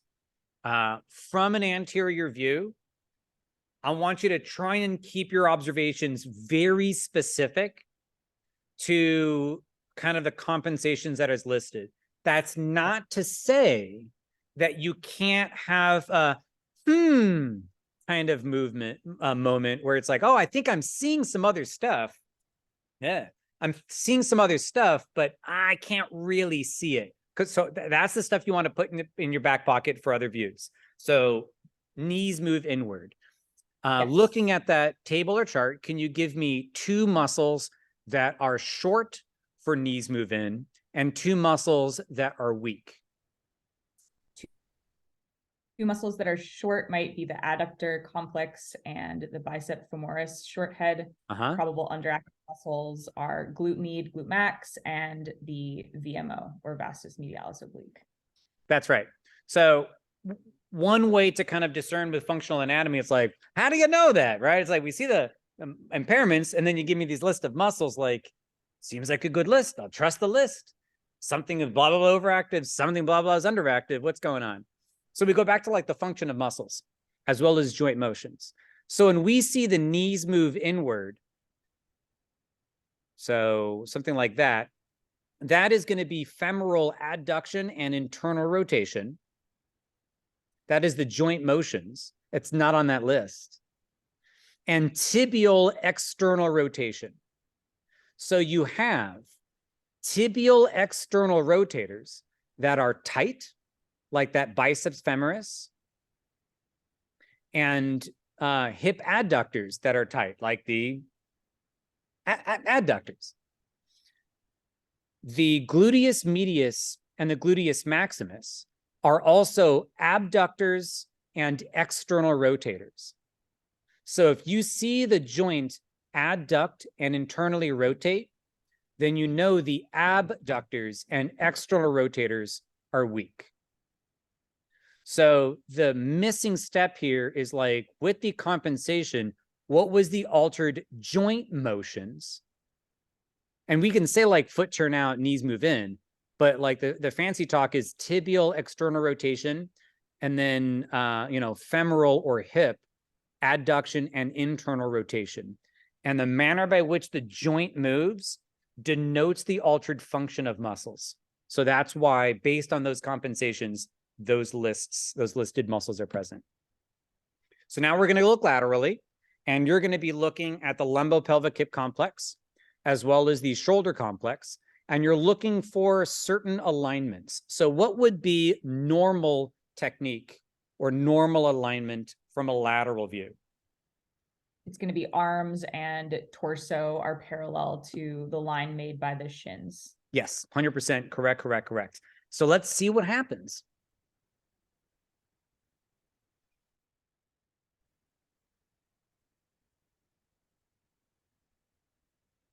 Okay, there's the compensation. What do you see? Low back arch. I agree. So let's just kind of hold it at low back arch. what would be 2 short muscles and 2 lengthened muscles for low back arch? Short muscles would be hip flexor complex and erector spinae. Underactive would be glute max and hamstring complex. That's right.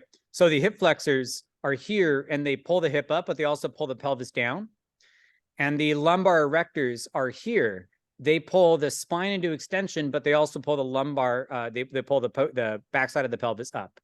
So you've got downward pulling and upward pulling muscles that are out competing the abdominals that should be pulling up and the glutes that should be pulling down.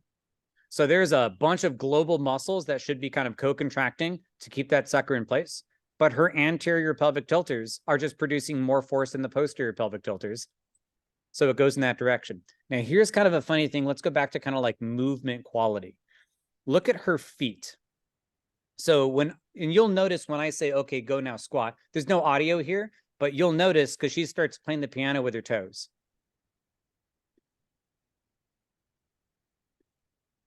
Did you see that little preparatory deal?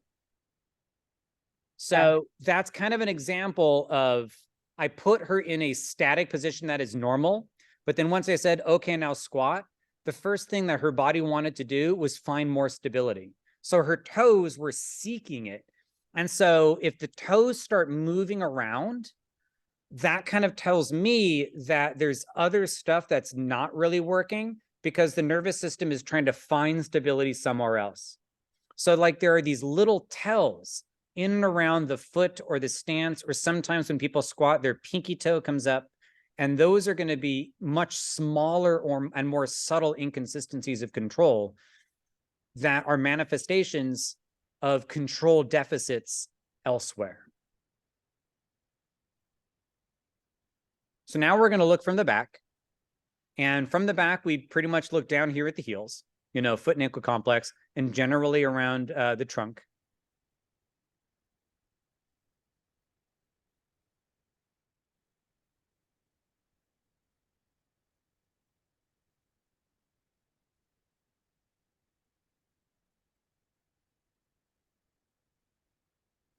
Okay. Did you notice anything? Yeah, feet fell in and there's a shift. Yes. So there is a right. kind of there's a lot going on. It's kind of hard to tease out, but you can see that not only do the ankles flatten or cave in, but especially that left heel tends to rise.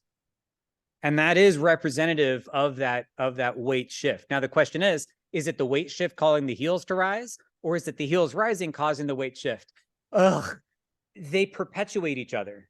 So, you know, it's like 2 kids in the back seat with a little kid in the middle, and they're like hitting each other, and it's like a tit for tat. You're like, hey, it's your fault. You go, no, it's your fault. It's like, well, you've been doing it long enough back and forth that both of you are in trouble. So yeah, there's a lot of instability down there. You ready for another one? Yeah.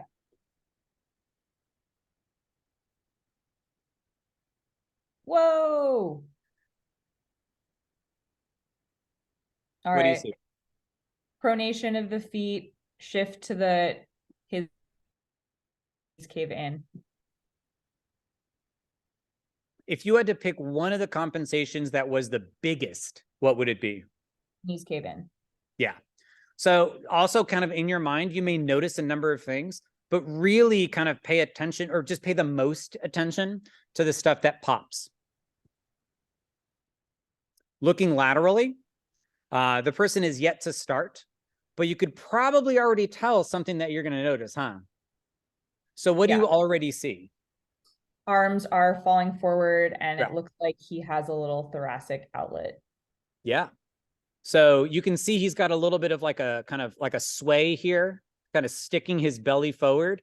Now, what's kind of interesting, what you might see, the arms, and I wish I had a longer video to where I could see his arms go up, but he started standing straight.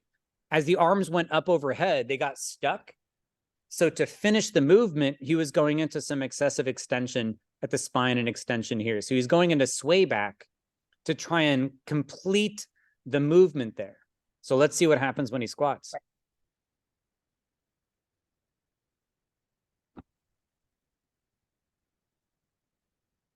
Are you noticing any significant compensation? No. Not really, right? Yeah. So you can see people that may start in a weird position and you're like, I know what I'm going to see. And maybe you will. But also, if we look at kind of his squat, it's not the best in terms of the shoulder positioning, but it's not getting like worse and worse. In fact, as he squats, it kind of aligns a little bit better. It's at the top, it's not that great. Whoops. Now, here's something else to kind of look at when it comes to quality. So we know that the hips, knees, and ankles should be moving. Most of that work should be done through the glutes, with some of the work moving through the quads at the knee. And this person is a knee squatter. And you'll see them kind of work a lot at the knee more than the hips.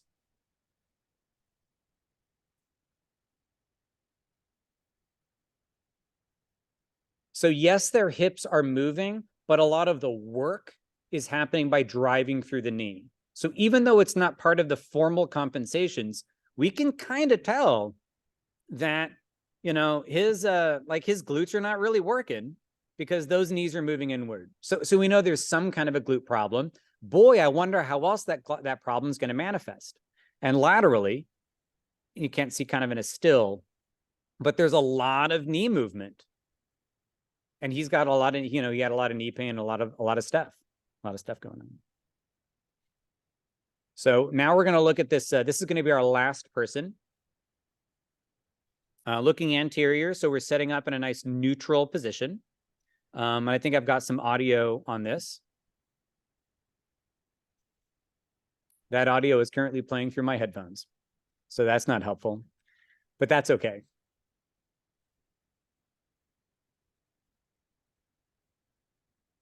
Not a whole lot. There's very slight external rotation. It looks like more on the right than the left. Yes.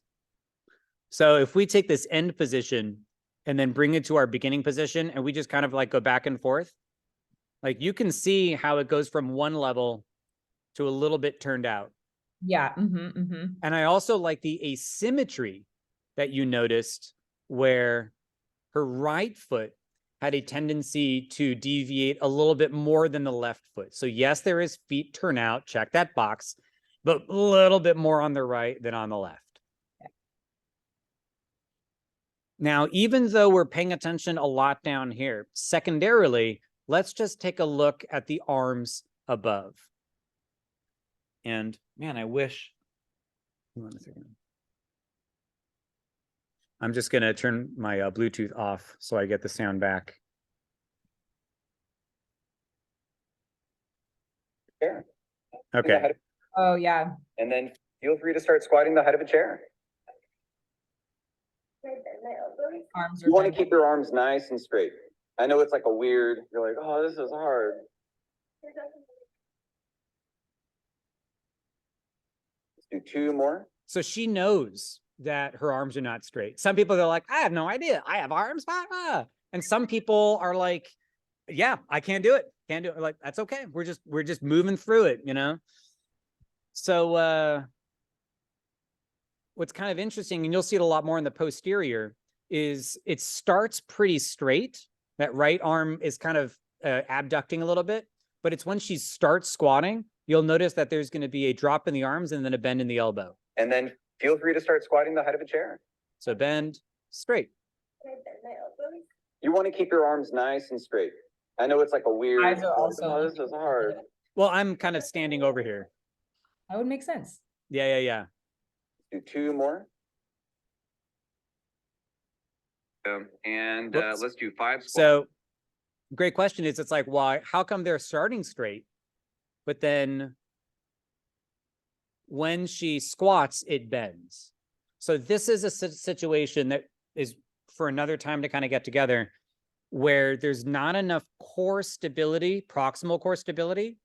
So the lats are being recruited as core stabilizers, just because the lats, these big ass muscles, wrap around the rib cage.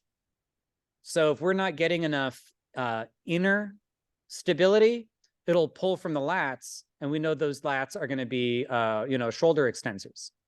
So when she goes into a lean that requires more core strength, the lats take over. And it's not necessarily because the lats are tight because they're short. The lats, because she starts all the way up. Cool. They're not really short muscles. They're excessively recruited.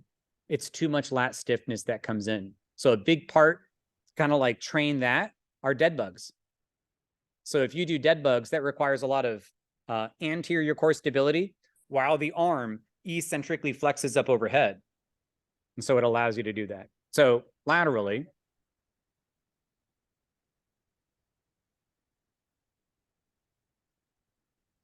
LPHC looks good.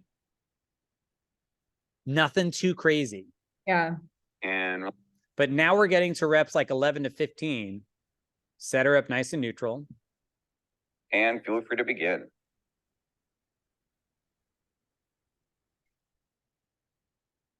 Shift. Yep. There was even like a little wobble inward. And relax. Yeah. pronation. Yeah. So there's a lot of collapse here. And that collapse, and I believe it's, even though this right foot right now is like turned out more than the left, there's more of a collapse here. So you'll notice that the bigger collapse on the left ankle leads to a hip drop on the left side, which creates the shift. And feel free to begin. So it's And that relatively right neutral. foot turning out each time. Yeah. So this is a little, the shirt is a little bit of an optical illusion, but that left ankle caving in a lot more causes then the hip to kind of come down and ducktail like that. And then that creates instability around the core. Her core is already weak. It can't handle the excessive kind of mechanical stress here. So now the lats are coming in preferentially. So you're like, oh, the lats are falling because of the core. Well, what's going on with the core? Well, the core is trying to compensate for really weak hips because the hips are trying to get pulled in because of weak ankles. So it's entirely likely that retraining her squat to fix her shoulder requires strengthening the foot and ankle complex because everything else is just realigning above it. And what's also kind of interesting is when they bend at the elbow at the top, she'll snap the elbow to straighten it back out again. Uh-huh.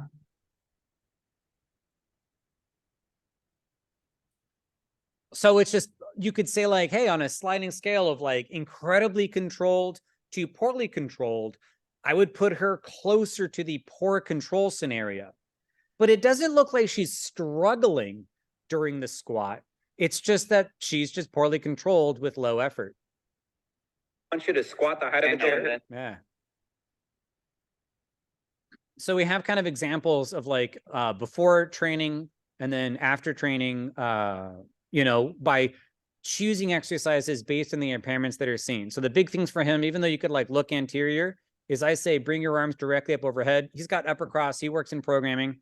And so we can see that the shoulders are abducting. They're not really kind of moving into something like 170 degrees. It's more like 155, 160 degrees. And that right arm is abducted more than the left arm.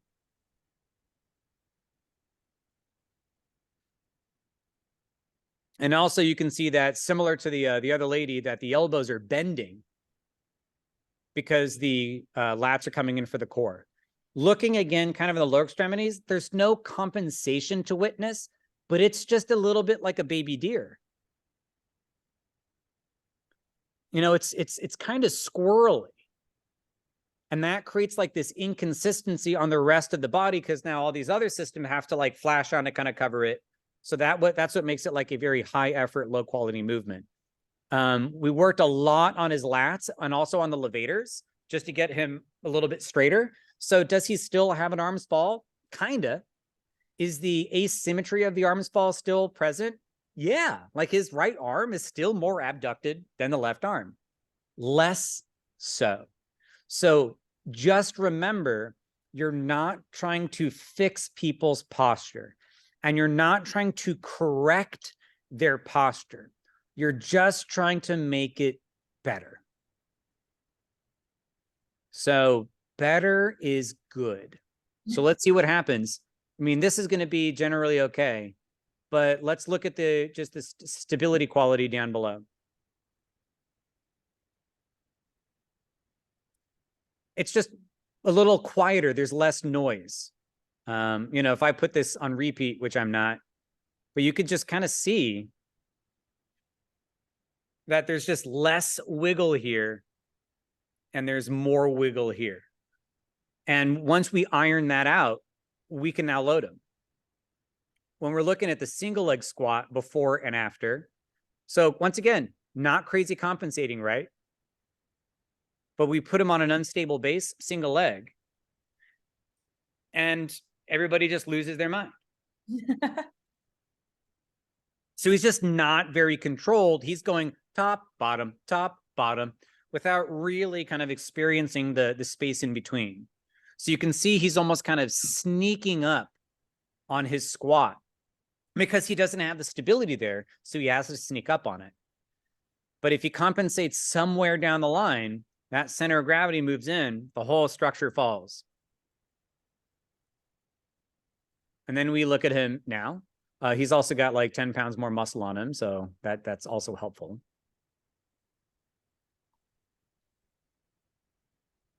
So it's better. So the range of motion is about the same. You know, he didn't kind of compensate too much lower extremity before and after. A lot of this was just a lot of instability. So we didn't necessarily need to like inhibit and lengthen and things like that. He needed to be free to move. And then we needed to apply exercises that required that freedom and control until his nervous system learned how to maintain that position because it stayed in that position. Wiggly knees learn to be wiggly. Stable knees learn to be stable. And then once it was stable, we loaded him and he became then strong in that position. And just so before he could barely stand on a single leg and do that stuff. Now we're crushing Bulgarian split squats with like one-sided, you know, I think we're like 35 pounds or something like that. It's great because we've removed the impairment, stabilized the normal motion, and now we're strengthening it in just kind of a systematic way.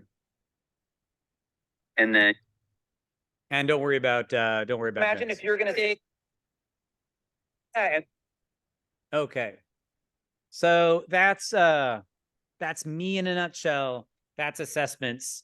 The big things that we just went over was kind of what is the rationale for good posture, safety, performance. What is normal posture in terms of various alignments, the different views. And there's a relationship between the altered movement pattern that you see, not good or bad, but foot turned out or knees moved in, and muscle imbalances that are present. And the muscle imbalances that you can identify inspires a lengthening and strengthening program. And it's through marinating in various progressive levels of lengthening and strengthening that you can improve and solidify somebody's posture. And that's where you can load them for endurance. You load their duration to get endurance. You apply load for strength, and you apply speed for power. But you can only apply those stresses for performance on a structural system that can function. Questions or thoughts?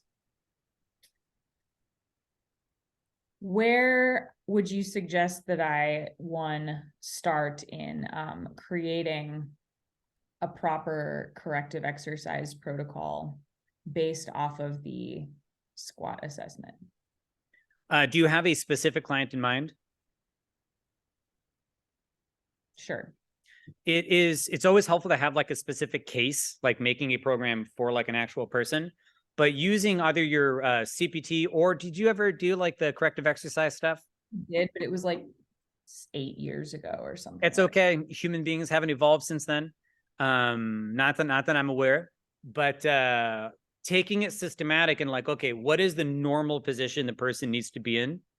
And then whenever you've made the observable compensation, that text will tell you, do this type of exercise for inhibiting and lengthening, and this type of exercise for strengthening.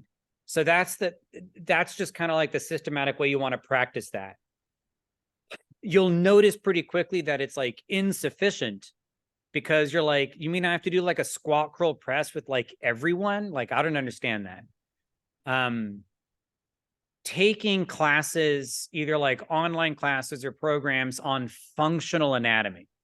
So not just like, where are the muscles, but what do these muscles do for movement? And you will, over time, like if you learn about the lats and how they contribute to the shoulder impairments and lumbopelvic impairments, you just nerd out on lats for like a month. When you're doing all of your training, you'll have almost kind of like an emphasis on that standpoint. You'll learn more about the foot and ankle complex in the knee. And then as you're just training, just for your job, you'll realize the more you learn about functional anatomy, practice the structure of creating programs based on assessments, that they will coalesce. So program design needs functional anatomy needs program design. And you're going to do this weird, natural, kind of clunky improvement in your expertise, because you'll run into issues and have to like refer out to like, you know, mentors and stuff like that. But at some point, you're going to become Neo, where you'll like see a person, you know, your client, Agatha, I just made up Agatha. Why not? In between writing mystery novels. You'll see like X-ray vision, her bone position, her muscle lengths, and how the nervous system is recruiting it. Like you'll just gain an X-ray vision of what's going on in the movement system, but you'll have to do it through looking at pictures and videos and then working with human beings. And it's a beautiful process. I'm still in it. That makes a lot of sense. Well, hit me up if you have any questions. I appreciate your time. I appreciate your curiosity. And yeah, let me know anytime you want a little refresher on something. I know we went a little long, but my jokes take a long time to set up. So that's just kind of a consequence. I appreciate the jokes. Perfect, sweetie. Yeah, then I'll cut this off. And then if you have any more questions, I'll hit me up offline. Cool. Yeah, I didn't want to like ask too much because I know we were recording and everything, but is it okay if I ask you some questions after the fact? I mean, you could just ask me questions right now. Oh, yeah. Okay. My day is done, and I know you've got a client at 5, and I love the Q&A. Cool. Well, first, I mean, like, I think I could really benefit from doing the CES over again, because it's literally been since I was like, it's been a long time. And I need to recertify by like mid-May or something, but is that a thing, like to retake a cert you already have for CUs? So I'm going to give you a bad answer. I think if you are looking for CEUs, you know, you can look, I'm a big fan of Brent Brookbush's material. So he's got a monthly membership for Brookbush Institute, or BBI. And there's a lot of, call it NASM adjacent material related to impairments and things like that. And there's a ton of continued ed, but there's also continued education opportunities online that you may not get CEUs for, but they've been very helpful for me. I'm also a big fan of Eric Cressy, and he has a program called the Sturdy Shoulders program, and there's really great recorded webinars on that stuff. There's a gentleman that he worked with, but now they're just separate. His name is Mike Reinold. And there's a multiple part program. I think it's called like the Integrated Performance Program. And they've got a general one, but they have it for the shoulder. They have it for the trunk, you know, pelvis and spine. And they also have it for like the knee and the ankle. So upper extremity, core, and lower extremity. And I can show you kind of like what that stuff looks like. You can itemize it out. I think it's like $120 a program. Really great information. The information from those materials, one of them is like he's a high performance physical therapist. Eric Cressy's not a physical therapist, but he's a high performance trainer and movement specialist.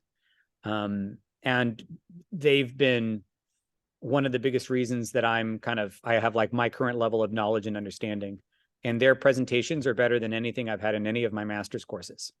Eric and the Eric other- Cressy and Mike Reinold. I'll send you links to what it is. Cool. That sounds awesome.